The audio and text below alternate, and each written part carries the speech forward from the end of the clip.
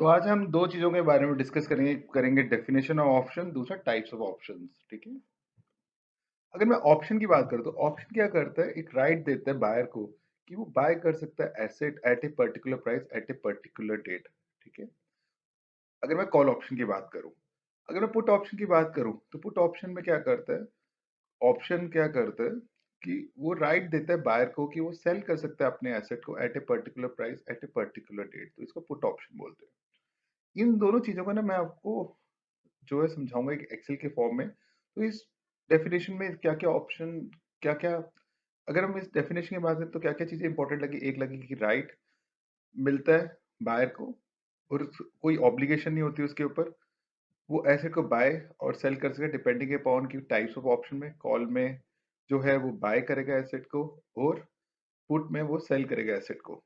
एक पहले से ही प्री डिटरमाइंड प्राइस डिसाइड होता है, उसको फिक्स प्राइस भी बोल सकते हैं, उसको स्ट्राइक प्राइस भी बोल सकते हैं। और एक पर्टिकुलर डेट डिसाइड होती है कि इसी डेट के अंदर कॉन्ट्रैक्ट फुलफिल हो जाना चाहिए। ठीक है। तो हम कुछ इस बारे में भी बात कर लेंगे। अभी मेरे पास एक एग्जांपल है आपके सामने कि mister A want to buy IC bank at a price of 760 at some future date and mister B agreed to this. कहने का मतलब है कि मिस्टर ए ना बाय करना चाहता है आईसीसी बैंक को। ठीक है, मैं कॉल ऑप्शन का एग्जांपल दे रहा हूँ। तो मिस्टर ए जो है आईसी बैंक को बाय करना चाहता है किस प्राइस में, 760 पे, किसी फ्यूचर डेट पे। अभी नहीं बाय करना चाहता, फ्यूचर डेट पे बाय करना चाहता है। लेकिन उसको ये पता है कि फ्यूचर डेट जो होती है हमेशा जो शेयर या अप होता है या डाउन होता है। तो उसको पता नहीं कि फ्यूचर में क्या होगा, तो क्यों ना 760 पे मैं आज प्राइस को फिक्स कर दूं। वैसे ही मिस्टर बी है, मिस्टर बी ने ना आज उसका शेयर पड़े लेकिन वो आज नहीं सेल करना चाहता, लेकिन फ्यूचर में सेल करना चाहता है। लेकिन उसको ये नहीं पता कि फ्यूचर में जो है प्राइस क्या होगा। तो इसलिए वो क्या करता है, 760 के प्राइस पे मिस्टर ए के साथ एग्री हो जाता है कि कल को चाहे जो मर्जी प्राइस हो। ठीक है, तो हम आज ही एग्रीमेंट कर लेते हैं। ठीक है। और मिस्टर ए जो है एक बाय कर लेते हैं कॉल ऑप्शन, और किस कॉल ऑप्शन को बाय करते हैं, 760, क्योंकि एग्रीड प्राइस है तो ये फिक्स प्राइस बन जाएगा 760। ठीक है। और जो मिस्टर बी है वो कॉल ऑप्शन को सेल करेंगे कितने प्राइस पे, 760 पे। तो ये मिस्टर ए हो गया, ये मिस्टर बी हो गया। अब इस डेफिनेशन में क्या है, दोनों के ऊपर रिस्क था, लेकिन जो है मिस्टर ए ने बाय किया कॉल ऑप्शन को और मिस्टर बी ने सेल किया कॉल ऑप्शन को। ठीक है। अब मिस्टर ए के पास क्या होगा, राइट होगा।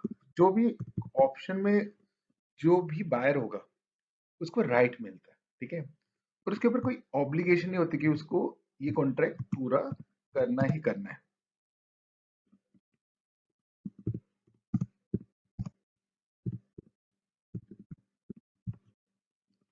ठीक है, उसके ऊपर कोई ऑब्लिगेशन नहीं होती। पर मिस्टर बी के पास जो सेलर होता है उसके ऑब्लिगेशन होती है कि प्राइस जो मर्जी हो उसको इस पे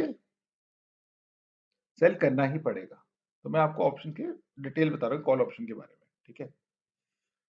अब क्या होता है, मिस्टर ए ने क्या लिया, एक कॉल ऑप्शन ले लिया, बाय कर लिया, और मिस्टर बी ने सेल करते कॉल ऑप्शन को। तो बेसिकली मिस्टर ए के पास एक राइट आया कि वो बाय कर सकते आईसीआईसी बैंक को एट 760। अब क्या होगा, सपोज करो, अब फ्यूचर में क्या होता है, फ्यूचर क्या हो सकता है आईसीआईसी बैंक, तीन सिनेरियोज बन सकते हैं आईसीआईसी बैंक के। एक, शेयर जो है ग्रेटर देन 760, 760 रुपए के ऊपर हो सकता है आईसीआईसी बैंक। एक सिनेरियो बन सकता है इक्वल टू 760, शेयर 760 पे है। एक सकते हैं लेस देन 760। तो ये तीन सिनेरियो बन गए, एक ग्रेटर हो सकता है शेयर, एक इक्वल हो सकता है, एक लेस देन हो सकता है। अब क्या होता है, सपोज करो फ्यूचर डेट में इन्होंने डेट डिसाइड की थी, उस डेट को ना पहला एग्जांपल लेते हैं कि शेयर जो है क्रिएटर हो गया 760 पे, ठीक है। ये वाला सिनेरियो में ले रहा हूँ, फर्स्ट सिनेरियो। अब मिस्टर ए क्या करेगा? अब देखो मिस्टर ए क्या देखता है, उसने तो बाय करना था एक शेयर आईसीआईसी बैंक का 760 पे, और उसने राइट लिया है, क्योंकि उसने कॉल ऑप्शन बाय किया, उसमें राइट मिल जाता है बायर को और सेलर को ऑब्लिगेशन मिलती है। तो अब मिस्टर ए के पास दो वेज है खरीदने के। एक जो उसने एग्रीमेंट किया था कॉल ऑप्शन में 760 का, एक जो मार्केट में अभी प्राइस मिल रहा है। पर मार्केट में जो प्राइस है वो तो 760 के ऊपर है। तो मिस्टर ए के पास कौन सा बेटर ऑप्शन है?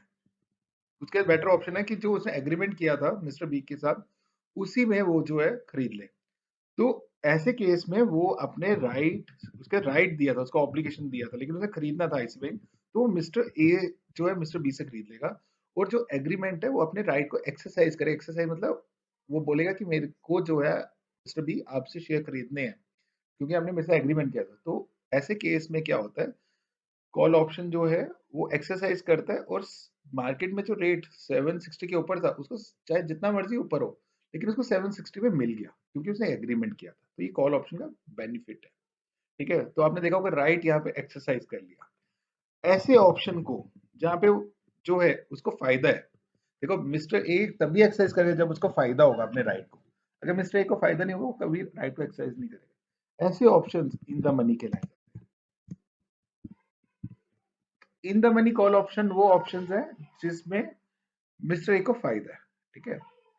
अब सेकंड लेते हैं केस इक्वल टू 760। अब मार्केट में क्या है, 760 का शेयर चल रहा है, और उसने एग्रीमेंट में 760 का किया। ऐसे केस में चाहे वो मार्केट से खरीदे या फिर वो एग्रीमेंट में खरीदे, उसको कोई फर्क नहीं पड़ रहा। तो वो राइट एक्सरसाइज करे या ना करे, वो नॉर्मली एक्सरसाइज नहीं करेगा, क्योंकि उसको कोई फायदा ही नहीं है, ठीक है। करेगा तब भी क्या फर्क पड़ेगा। ऐसे केस में ऑप्शन जो है जहाँ पे मिस्टर ए को कोई फायदा नहीं है, यहाँ कोई फायदा नहीं है, तो ये ऑप्शन का होगा एट द मनी, मतलब सेम प्राइस पे चल रहा है मार्केट, और उसके एग्रीड प्राइस पे, उसके स्ट्राइक प्राइस पे, उसके कॉन्ट्रैक्ट प्राइस पे, ठीक है, या एग्रीमेंट प्राइस पे। अब तीसरा सिनेरियो है लेस देन 760। ऐसे केस में वो क्या करेगा? ऐसे केस में वो क्या करेगा, उसको मार्केट में 760 का शेयर, 760 से नीचे का शेयर मिल रहा है, लेकिन जो एग्रीमेंट हुआ है उसमें 760 का है, तो किससे खरीदे? ऑब्वियसली वो मिस्टर बी के पास जाएगा ही नहीं। क्यों खरीदे उसके पास, ठीक है। क्योंकि सिंस अगर वो उससे खरीदेगा, तो वो सस्ती चीज जो मार्केट में मिल रही है वो महंगी चीज खरीद लेगा इस एग्रीमेंट में। तो वो जो है मिस्टर जो बी के पास जो है, वो जाएगा ही नहीं, बोलेगा रख लो जो भी आपने प्रीमियम लिया था। वो बाद में सुनूंगा प्रीमियम क्या होता है, पर मैं ये कॉन्ट्रैक्ट आपके फुलफिल नहीं कर रहा, और वो मिस्टर बी के पास जाता नहीं है। ऐसे ऑप्शंस को बोलते हैं आउट ऑफ मनी। तो आपको समझ में आया कि राइट किस केस में एक्सरसाइज किया जाता है? Call option. कॉल ऑप्शन में राइट एक्सरसाइज करेगा, क्योंकि देखो कॉल ऑप्शन में क्या होता है, मिस्टर ए के पास राइट मिल जाता है कि उसको ये एक्सरसाइज करना है या नहीं करना। वो तभी करेगा जब उसके बेनिफिट में है। तो आपने देखा पहले केस में जो है उसके फायदे में था कि स्टॉक जो है ग्रेटर था मार्केट में, और वो जो खरीद सकता था इस कॉन्ट्रैक्ट में, वो सस्ता खरीद सकता था, उसने एक्सरसाइज किया। सेकंड केस में उसने एक्सरसाइज किया लेकिन सेम रेट था। थर्ड केस में वो लेस देन 760 था मार्केट प्राइस, तो वो गया ही नहीं। तो कॉल ऑप्शन क्या करता है, राइट दे देता है अपने बायर को कि वो कॉल एसेट को बाय करना चाहता है या नहीं करना चाहता। वो डिपेंड करता है कि उसको फायदा है उस कॉन्ट्रैक्ट को मतलब फुलफिल करने का या नहीं। लेकिन मिस्टर बी के पास तो ऑब्लिगेशन है, उसको हर हाल में इसको पूरा करना ही करना है, चाहे जो मर्जी प्राइस हो। अगर ये 900 का भी प्राइस होगा ना, तब भी उसको जो है 760 रुपए भी देना पड़ेगा। तो आपने देख समझ लिया होगा कि कॉल ऑप्शन का कितना बड़ा फायदा है बायर्स के केस में, ठीक है। तो इससे आपको कॉन्सेप्ट से ये भी समझ में आएगा इन the money, at the money and out of money क्या है। तो हम ये सारा कॉन्सेप्ट ना फिर डिटेल में अंडरस्टैंड करेंगे, पर अभी आपको ओवरऑल आई बिलीव समझ में आ गया। अब हम अगली वीडियो में ना आपसे पुट ऑप्शन की बात करेंगे। आई होप आपको ये वीडियो पसंद आया। जरूर लाइक कीजिए, सब्सक्राइब कीजिए मेरे चैनल को। Thank you.